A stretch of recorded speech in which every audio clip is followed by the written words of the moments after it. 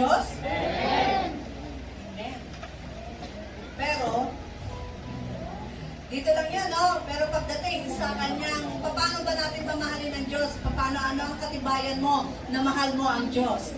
Dapat daw, sumunod tayo sa kanyang utos. Sabi nga kanina, nabanggit na pag mahal mo ang Panginoon, dapat susundin mo ang kanyang mga utos.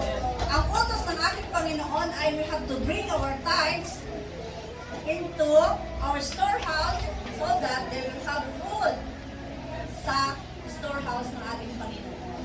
So, yan ay isang utos. Kung mahal natin ang ating Panginoon, dapat sumusunod tayo. Amen! Praise the Lord. Oh, wala nang nag-amen. Amen.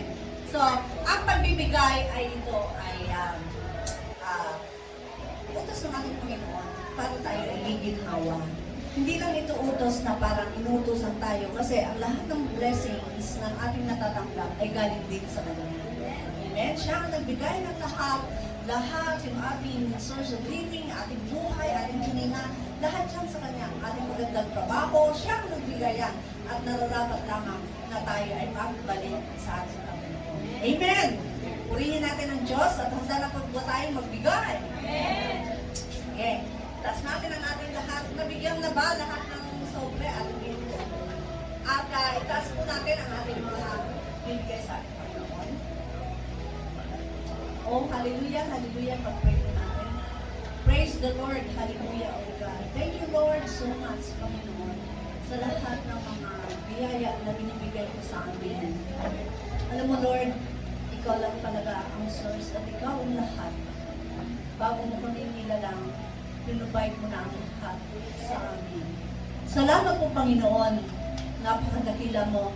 Salamat, Lord, na kami ay pinili mo. Salamat po, Panginoon, na kami ay naging anak mo. Maraming salamat po sa aming buhay, sa aming mga hanap buhay, sa iyong salita, lalo-lalo na ang mananampalataya, na kami ay mananampalataya sa iyo, Panginoon, na pag kami ay nagbigay sa iyo, ibabalik mo din sa amin ng siksik, liglig at umaapaw. Salamat, Lord, sa mga pangako. Hindi lamang po, Panginoon, ang pangako mo pa na magkaroon kami ng good health, Panginoon. Health is wealth, Panginoon.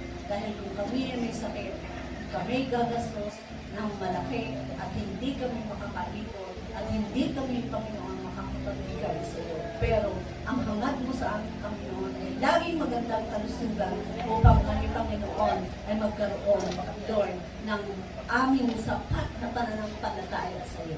Salamat, Lord, sa aming pagbigay. Bless mo, Lord, ang aming mga offering, ang aming mga tithes. Nawa po, Panginoon, ito ay basa-basan mo at magamit sa iyong kaharian dahil marami na po ang nabubuksan ngayon na gawain ang pagbukas sa Kalisa 5A, Panginoon, ang kids, ang youth at ang mga women's nandoon ngayon sa Kalisa 5A para po, Panginoon, mag-share ng iyong mabuting balita.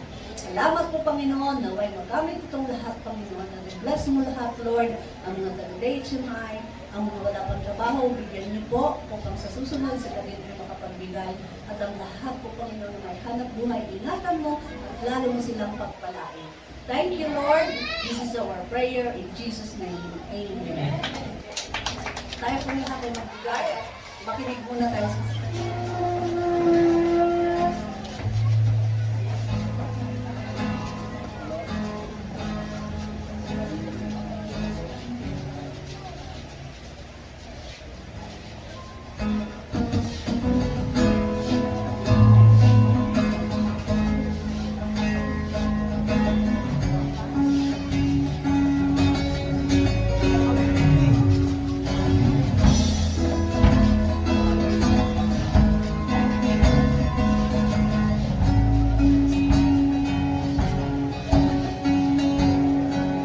For God so loved the world, He gave His Son,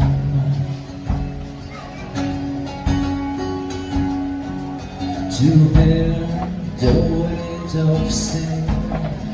He bled for us. From heaven's highest place, He took the fall.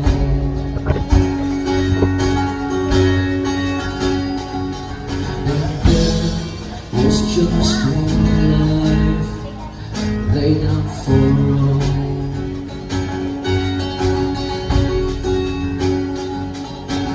Death, where is your sting?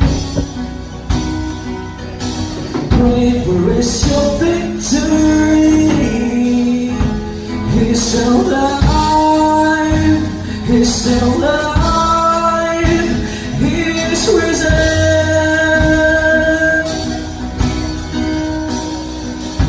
Behold, the vacant tomb, blood held on low.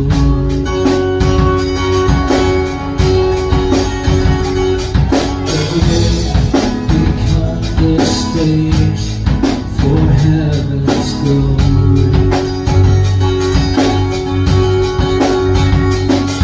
Behold, the risen King in open skies.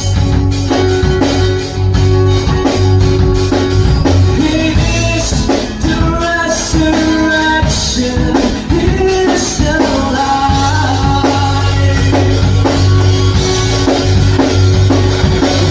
Death, where is your sting?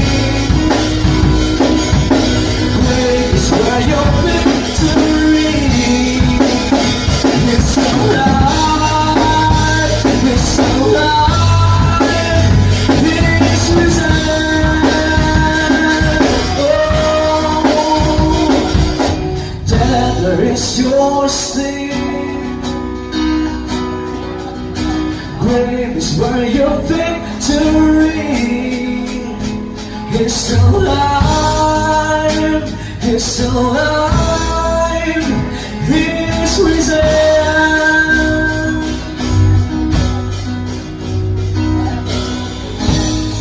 No weapon formed against us will prosper. The gate of hell won't stand. Your church will rise from glory to glory in the name of Jesus. No weapon formed against us will prosper. The gates of hell won't down. Your church will rise from glory to glory in the name of Jesus. Never is your sin. Praise for your victory. It's alive, it's alive, it's risen.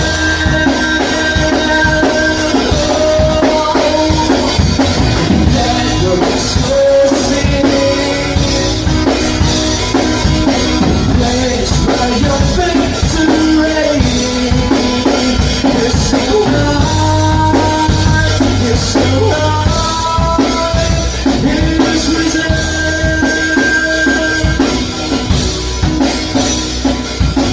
That is where you stand. Grave is where your victory is still alive, is still alive, is risen.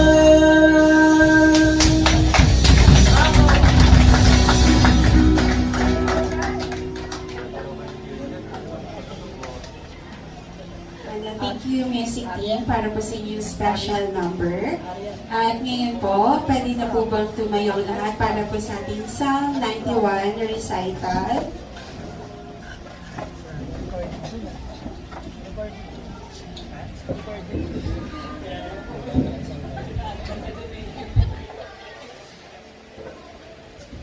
The one who lives under the beacon of the side dwells in the shadow of the Almighty. I will say to the Lord, my refuge and my fortress, my God and whom I trust. He himself will deliver you from the hunter's net, from the destructive prey. He will cover you with his feathers, you will take refuge under his wings. His faithfulness will be a protective shield. terror of tonight, the arrow that flies by day, the plague that stalks in darkness, or the pestilence that ravages at noon. So 1,000 fall at your side, and 10,000 at your right hand, the pestilence will not reach you. You will only see with your hands, and witness the punishment of the wicked. Because you made the Lord my refuge, the Most High, your dwelling place. No harm will come to you, no plague will come near your tent. For angels who are there concerning you, to protect you in all your ways. They will support you with their hands, so that you will not strike your foot against a stone. You will tread the lion and the cobra, you will trample the lion and the serpent. Because he is valuably devoted to me, I will deliver him. I will protect him because he knows my name. When he calls out to me, I will answer him. I will be with him in trouble. I will rescue him and give him honor. I will satisfy him with a long life and show him my salvation. Let's sing. Mari na pong maupo. Meron po ba tayong new invites? Wala po. Dito po sa gitna. Wala po. Dito rin po. Okay po. Meron po nag-celebrate ng birthday.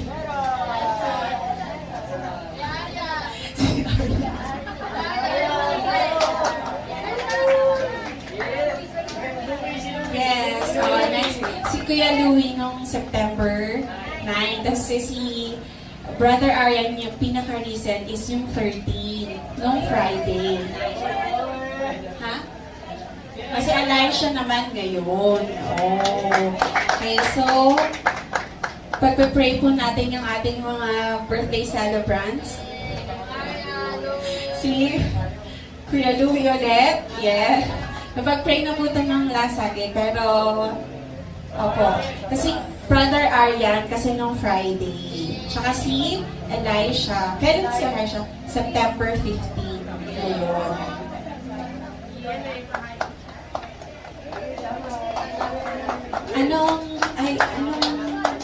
Ano bang, ilang taon ka na? 8. Anong birthday wish? Sana lang si Papa umuwi ng Si Papa, yan. Dito na po kayo, Kuya Louie, yung Brother Aryan. Pagpe-pray po kayo ni Pastor Rudy.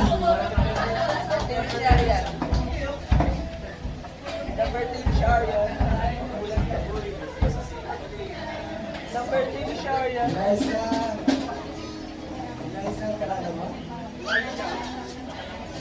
Eliza. Ito ba yung... Siya pa yung... Si Brother Louie. Louie. Brother Iron. Hallelujah. Ito mga kabarkada ko. Ito mga kabata ko to eh.